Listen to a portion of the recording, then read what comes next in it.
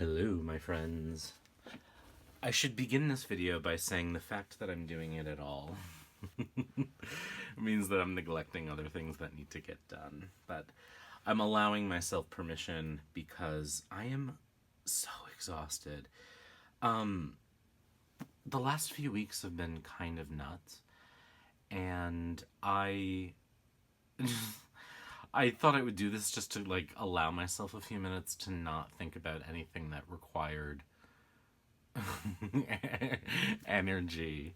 And a lot of it has been nuts in a good way, and some of it has been nuts in a not good way. But I won't get into it. But just a quick update first. My book.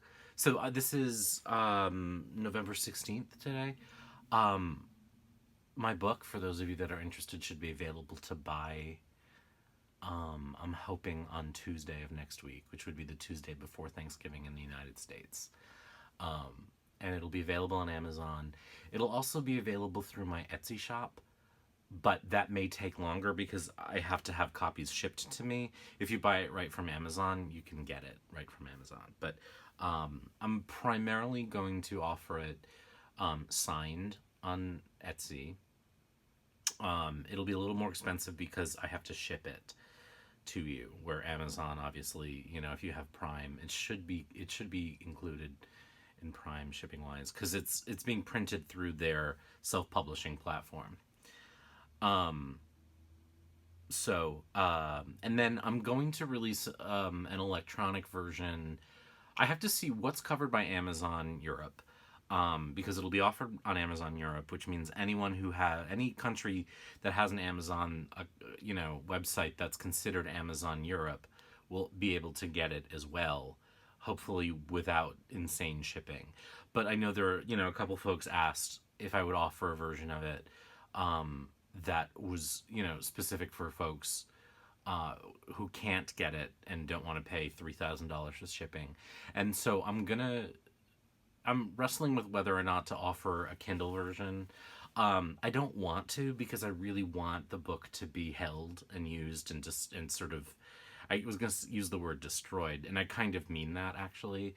I want it to be sort of wrestled with and written in, and, I just want it to be used.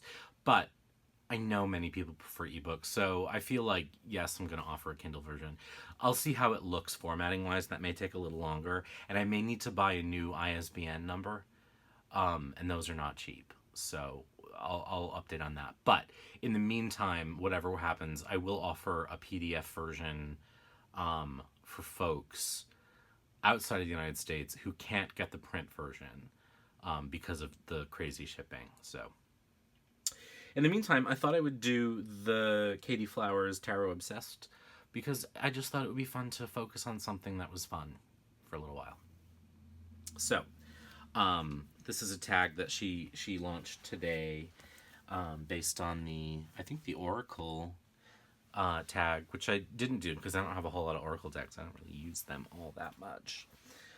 So I'm just going to go through and share stuff, and I don't know that anything here will be particularly new information if you've watched my channel for a while, but who knows. So the first question is, what was your first tarot deck? And my first tarot deck is right here. I keep it in this box that I got online from a small tarot shop, and it's the original Rider-Waite tarot pack. This is my first copy of the deck. It's really, it got soaked once when I was in New York in my backpack, so the deck is sort of damaged, but I kind of like it for that reason anyway. I don't really use it much, but it's my first, it's my first love, and as such will always, always stick around. I always talk about this, but I still remember going through this deck, laying on my bed for the very first time, just sort of seeing Pamela Coleman Smith's amazing art, and I don't necessarily read with the Rider-Waite Smith system as much as I used to, but I still have a warm place in my heart for it. And, if I had to choose one Rider-Waite Smith deck, if I had to limit myself to one, it would probably be that one because it was my first. The one that I used most, I think, over time was the universal weight. But I think that if I really had to choose, I'd choose this one. In terms of the ones that I've seen that are modern imprint editions, I think the Centennial edition is probably. I don't have that one, but I feel like that's probably the nicest iteration. Certainly, I know there's not a lot of popularity and love for this one, but I like it. So that was my first deck. My current favorite deck. These are hard questions to answer, but when I think about decks that I have a love affair with, I just adore this one, and this is the Corte dei Tarocchi by Il Meneghello, designed by Anna Maria D'Onofrio. And I have 2 copies of this deck, and I gave one away as a giveaway. And I adore everything about this deck. It sort of, I think, is from it. People talk about soul decks. I don't have a soul deck really. But if I were to think about a deck that has everything I sort of want in a deck, it would be this one. People don't like the backs. I don't mind them. I love the size of it. It's a completely unusual size. But the cardstock is this incredible. I don't know how to describe it. But I remember when I got it and thinking, oh, this is really hard to shuffle. But the thing about this cardstock is that it warms up to you. The more you shuffle it, the more sort of delicious it becomes. And I know that's a weird choice, but it really has just a satisfying feeling to it. It's similar but not the same to the... oh god, not the Ancient Italian. I can't remember. Kelly from The Truth and Story always talks about it. It's the Gumpenberg deck. I'll probably think of it later. Anyway, this one is just... It's a pip deck, but it's just so charming, and it's just gorgeous. I love reading with it. It's not the most practical deck to read with. Let me zoom in, just because why not?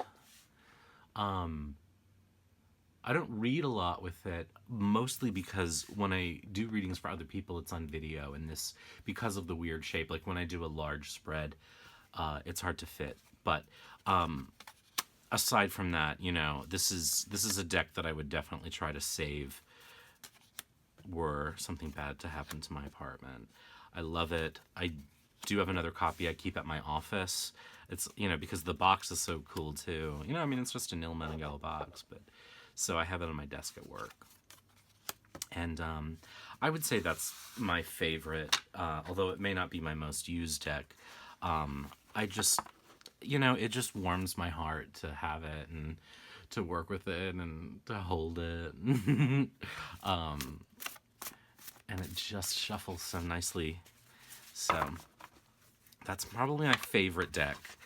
My most used deck could, in fact, be in this category too, but I chose this instead because the next one would show up. I have to reach for it. Doink.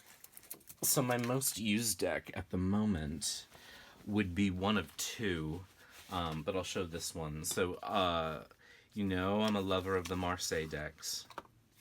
And my most used deck lately is definitely the Marshmallow Marseille. I think it is a charmer. Again, I've talked about this in my favorite Marseille decks video. But when, I first saw it, I thought, who would think I would want this deck? But I love it, and I loved it so much that when it came time to find a deck to illustrate my book, this was the first one I went after. And so I just adore it. Like, it's got a great size. It shuffles really nicely. It's just fresh. It's not. I wouldn't call it modern. You know what I mean? The art style is not. It's not modern dress. It's very sort of in tradition with Marseille decks, but it's got a modern feeling to it in the style and the coloring, and the stock and the size. but it has like a timeless quality to it as well. So I'm a great lover of this deck. I also love the sort of hand drawn quality of it, which is something that's so important to me in a lot of decks. So this is my workhorse, and I really work this deck hard, and it seems to really like being worked. And when I read for others, this is principally what they're going to get because it's usually in my backpack.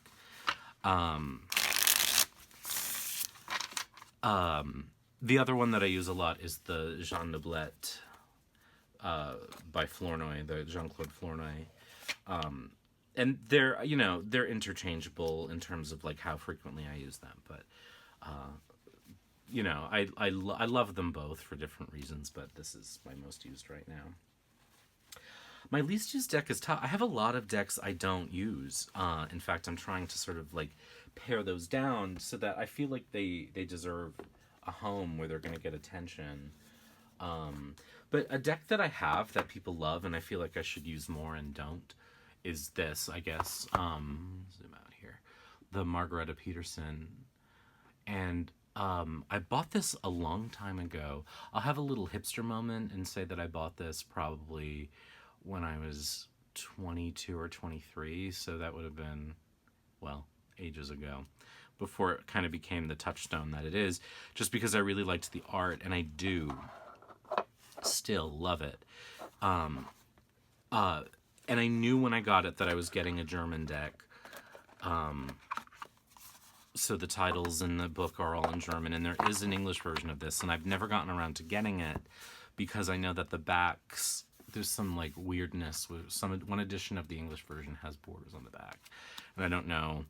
And part of me thinks like I could just learn the German because I feel like I would really like this deck if I were to read with it.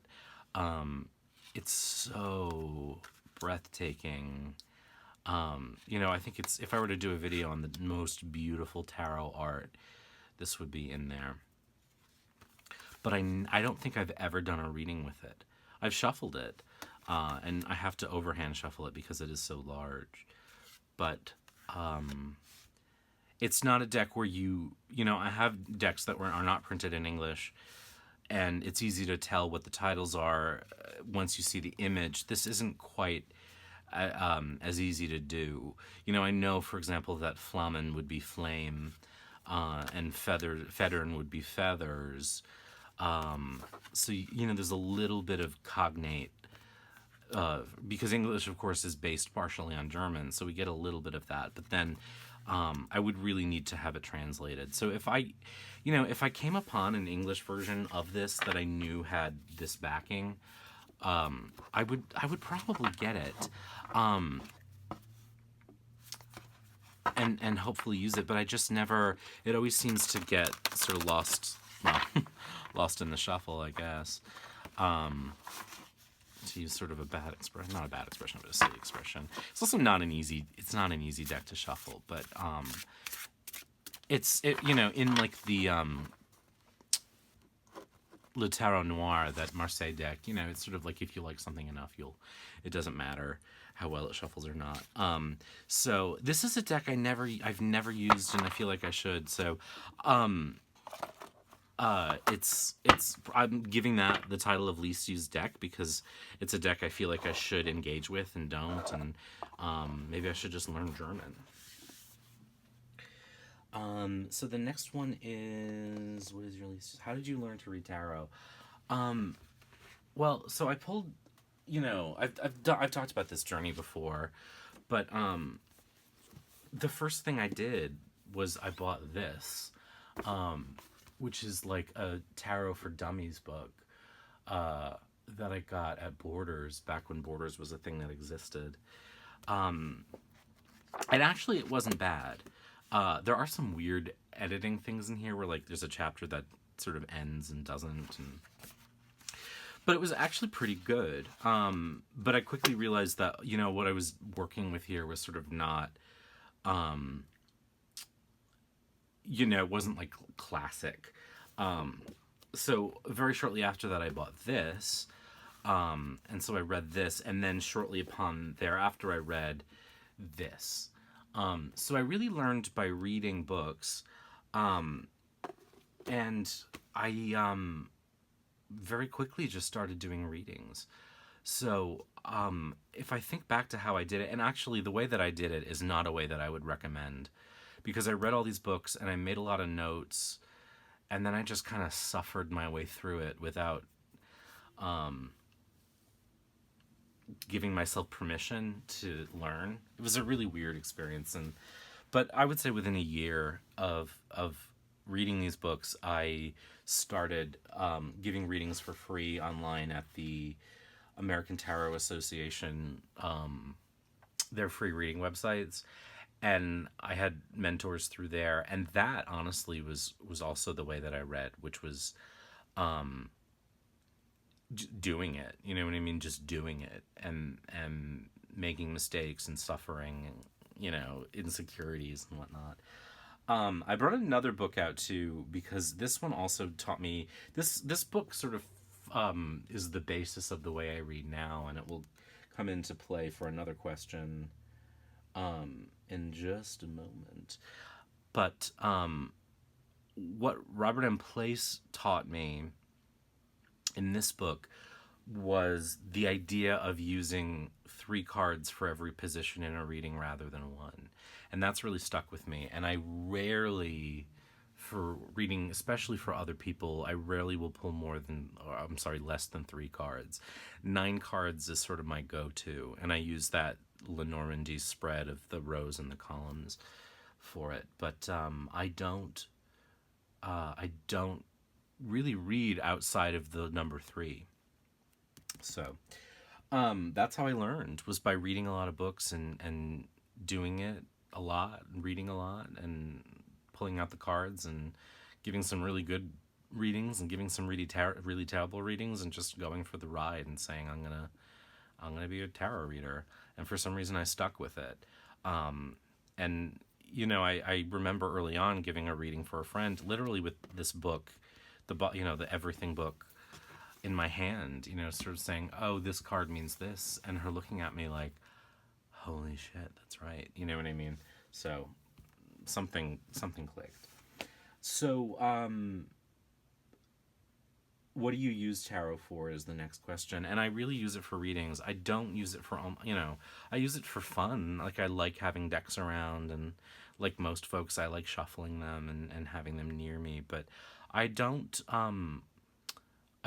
use them for meditation. I don't, do path working or anything like that. There's, again, I have no issue with it. I just don't use it for, I really use it for readings. And more I've been using tarot for the kinds of readings I never would have done when I started. I was not, I was sort of very much against the idea of being a predictive reader. I wouldn't do third-party questions, I still have boundaries, I don't read on legalities and health issues, for very specific reasons, and not necessarily the most obvious ones, but I will do predictive readings now. I will do third-party readings now. I don't do anything that violates my own sense of self and my own ethical state, but I do third-party readings because other people affect us, and if a question makes me uncomfortable, I won't answer it. But we're inscrutable as humans, and sometimes it's nice to get a sense of what someone else might be affecting us. You know what I mean? So anyway, so I use tarot pretty much exclusively for divination. Do I use spreads? That's a hard question to answer, because I think, you're always spreading out the cards, right? But what I tend not to do is to, I tend not to like lay out a Celtic cross, say, or this position means this, position means this. Usually what I do is a spread of 9, or I really like the Council of 13. I've talked about that in other videos, and I would consider them both spreads, but they're not spreads in the sense where each position means something. What I'm really doing is reading combinations of cards. So the central card will usually give me a theme, and then I use the rest of the cards to explore that theme. And I do that with everything. I do it with tarot, and I do it with Sibylla. When I have luck with Lenormand, I do that too. But so yes, I use spreads, but I wouldn't call them traditional spread. Actually, they're sort of cartomantic spreads, so in a sense they are sort of pre-tarot. But I learned them from folks like Caitlin Matthews, like Kelly from The Truth and Story. Where else would I have picked this stuff up? From from Camellia Elias, and Robert M. Place. The idea of using combinations of three came from this book, which is why I brought it out. I mean, he really sort of blew my mind when I read this. So, this set me down that path. And, even when I would use a spread after I read this book, rather than using one card for each position, I would use 3 cards for each position. So if I were to use my 5-card elemental spread where I had one position for earth, one for air, one for water, one for fire, one for spirit, I would, rather than pulling one card for each, I would pull 3 cards for each and let that create a narrative for each position. So that is a central piece of how I read. And so that's my version of spreads. Do you mix tarot with other divination systems? I do, but not a whole lot. One thing I've been doing in the last few months is using, right here. I'm going to talk about this more at the end of the month. But, whoops, I'm about to make a mess. Don't make a mess. I didn't make a mess.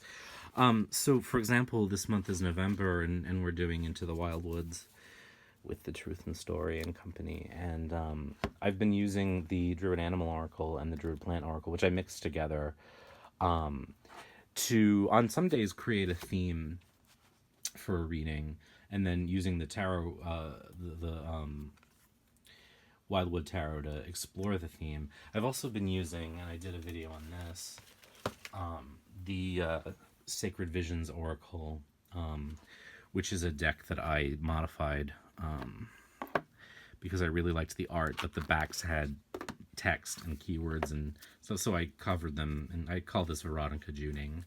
I Veronica Juded these. So I've been using these as well.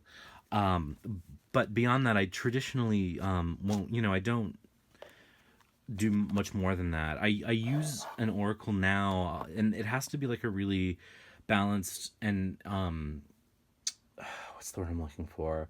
An oracle that reads like a prompt. So I feel like the Halloween oracle does this, and the Druid Plant oracle does this. I did write keywords on them, but I feel like I need like a deck that's sort of a prompt. I know a lot of people will use an oracle at the end of a reading to sort of tie it all together. I'll use it at the beginning of a reading to give me boundaries, because I find that boundaries make it easy for me to get specific. If I know, for example, this card here is the Restorers, and the keywords for it are retreat and anxiety. So I know, at the beginning of a reading, it's helpful to know that I need to read about the idea of rest or going away, and the idea of anxiety, and how the cards explore either of those keywords, those keywords. And so it gives me a boundary. I feel like, and again, this is just me, but I've talked about this a lot. I feel like general readings are fine, but as a reader, I want to give you as specific an answer as I can.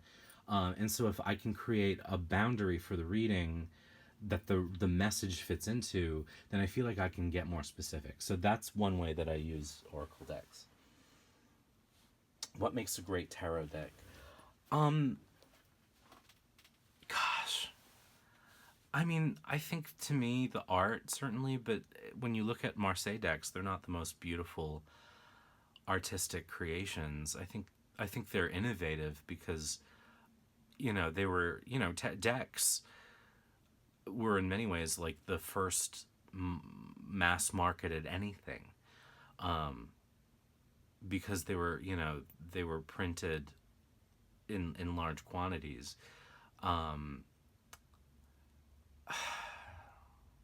What I think makes a great deck is a point of view that is both specific enough that it earns its place in the library, but general enough that it applies to a variety of life situations. Um, for example, I think that I'm gonna reach again. Here, I'm gonna come around this way. I don't. I put all my October decks away except for this one, but let me move these aside for a moment. I may come back to these. I think the Santa Muerte is a great deck. Were I to compare it to, say, the Halloween Tarot, which I love, by the way, I would say that the Santa Muerte is more successful because though it has a specific point of view, a specific theme, a specific message, it's specific in that, and because of that, it has a universal quality. Like, I would have no problem using this to read for someone at any time of year. The Halloween deck obviously is a little kitschy, so it's, it's a novelty and it's lovely and I love it, but it's not, to me it's not like a great all-arounder. I just got Robert M. Place's Tarot of the Sevenfold Mystery. The only other tarot deck of Robert M. Place's I have is the Vampire Tarot. Again, I love it. I'm not sure that I would pull it out and just read for anybody, randomly in the middle of August with it. It just seems to have, it's so specific, but it lacks the universality to me. This is specific in its hermeticism and alchemical references, and I haven't studied this one too much, but it's specific in its theme, it's specific in its style, but it's broad enough that I wouldn't feel like weird doing a reading for folks, right now. So I think, if I had to answer that question, I would say it's that. How important to you is it that a deck stick to the tarot system? Well, it's not important, but if it's not sticking to the tarot system, I don't regard it as a tarot. I think you can only get so far from a system and still be a tarot deck.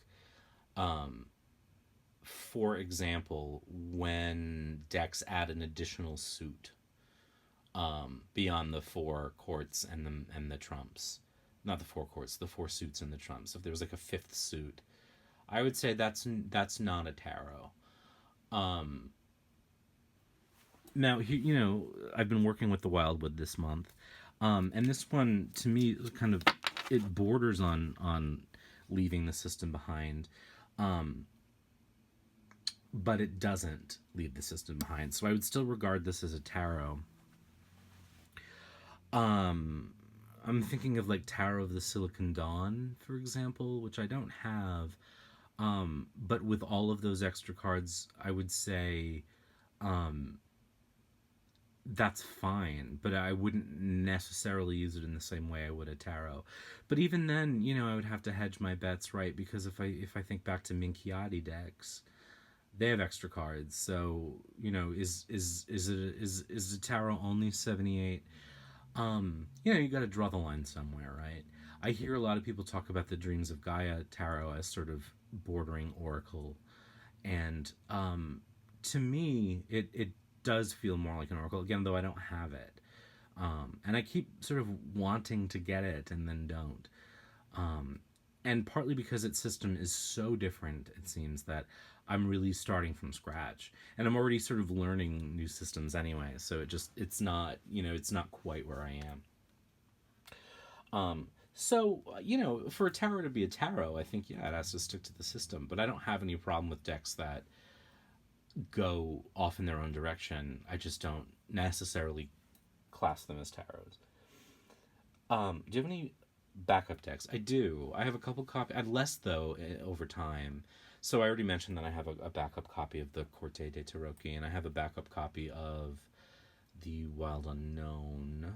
I have a backup copy of the World Spirit, and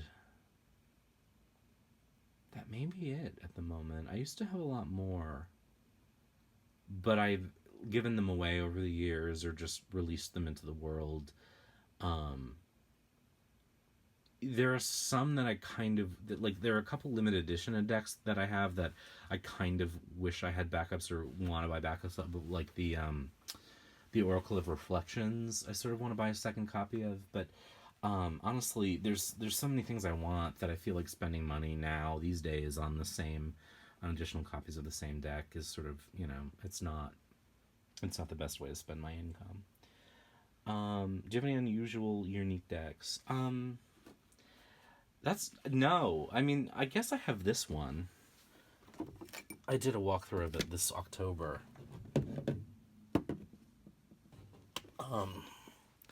This is the Marseille par Polka, which is a very strange Marseille deck. This is probably the most unusual one I have because it's not easy to get in the United States, although you can. This is the intestinal Marseille, I call it. It's a really kind of funky, dark approach to the Marseille. It's a French deck, but I know you can get it on Amazon France if you have enough intuition to follow the prompts to buy it. I know that Simon did. So you can get it, but this is probably the most unusual one I have. I think every the Piatnik Veen tarot, which is the Pointner, I think might be another one because it's hard to get, but it's not impossible to get. So yeah, I mean, collectors have gotten so savvy now that it's really hard to be the only person who has that deck. And also, I'm not like, who cares about that's a little exclusive to me, and it doesn't bother me. I don't need to be exclusive. My current crush decks. Well, I long, and it will always go unrequited because I just can't bring myself to spend the money on it. But I do. I long for Ryan Edwards playing card Marseille. I love it. I'm so jealous of the pictures I've seen of it. I really, really want it, and I really want to spend the money on it, but I just, because it's expensive and because it's handmade, I probably wouldn't use it. And I want decks to be used, so I'm just willing, that he comes out with either a printed version of it, or that it gets picked up by a mass market, because I just want it so much. Another one that I'm lusting for appropriately is the tarot, Eros Marseille by Usi. And I had ordered it and then took a closer look at it and canceled it because I thought, I can't use this with people because it really is very, I don't want to use the word naughty because I don't think there's anything naughty about, sex and bodies, and even if it's winky and well, maybe that wasn't the right word for it. Even if it's sort of like, it is, naughty and it has like a burlesque quality to it. I think that's fine, but it would have, I would have to use it with the right person, and so I canceled the order, but I still want it because the art style is so cool and so French, and it's a Marseille, and I love that. Are there others? The Robledo, which is a Marseille deck that's sort of a recreation, sort of reprint, but it has this really nice aged quality as a deck that I really kind of long for. The Il Meneghello Vachetta deck, really, really longing for that one. So those would be my crushes. I can't think. I'm pretty like, good, I guess, about buying decks I want. But I do try to restrict myself to decks that I'll use, or I think I'll use. So I don't buy things that would just be collector's items. So those are my crushes. Do I read reversals? I do and I don't. So with a pictorial deck or like a Rider-Waite-Smith, I'm not using them with the Wildwood. I'm not using them with the Santa Muerte. I'm not using them with the Sevenfold. I do use them with Marseille and other pip decks, because it gives me a little bit of shading. that I just find helpful, that I don't seem to need with more pictorial decks. Now, most people would do the opposite, but I find that having reversals in Marseille style or pip style decks, I find that helpful. The exception to that is that when I'm doing a reading for someone else, well, when I'm doing a reading and I need to know whether the courts are me or someone else or my client or someone else in their lives, I will take the courts out and mix them up and reverse them. Or I'll mix up the whole deck and just only read reversals in terms of the court, and I read an upside down court as the querent or as me, and anything that's upright as someone else in their life. So that's probably the one exception. Now, another thing that I do is I just follow my instincts too. So if I get the impulse to, as I'm shuffling, throw in reversals, I'll do it. So, but with pictorial decks, I find that I don't really need it because the interplay of the images helps me contextualize light and shadow. Because I don't quite have that same interplay with pip decks, I do use reversals to get more of a sense of where light and shadow is at work. If you could only use one deck, which would it be? I really can't answer that question. It changes. October Skies asked me this morning something like that, and I said right now I would choose the Corte de Taroki for reading for others, and the Wildwood because I've been using it for myself this month and it seems to see right through me. But I don't know, that could change tomorrow and would change tomorrow, so I don't know. I really don't know. I hope I don't ever have to make that decision. Because I enjoy the variety. I enjoy, I go through cycles. My summer was so much about the Jean Noblet and the Corte de Taroki and the Marshmallow. This October brought me to decks that I hadn't been using that weren't those. I did use them, but I used the Bohemian Gothic, and I used the Vampire Tarot, and I used the Raven's Prophecy. So those were not Mars. And this month I'm really almost only, because I haven't, I've done client readings, but actually they've been mostly non-tarot. I've been doing Sibylla a little bit because folks kind of like my devil may care approach to reading with those, and I actually seem to get really clear readings from them using the approach that I use. So I've been using almost exclusively this deck, the Wildwood, and throwing in things like the Rackham Oracle, certainly this, the Druid Plant and Animal Oracle, the Sacred Vision Oracle cards, and I used the Animal Totem once this month. I thought it was going to be much more diverse, but so I got I'm going to save that for the end of the month. My talk about the Wildwood Tarot. So anyway, yeah, I'm going to go get some dinner and probably go to bed super early. My play opens tomorrow night in Providence, so I'm going to go have fun watching that all weekend. And I hope you found this interesting, and I wish you a lovely week. Be well.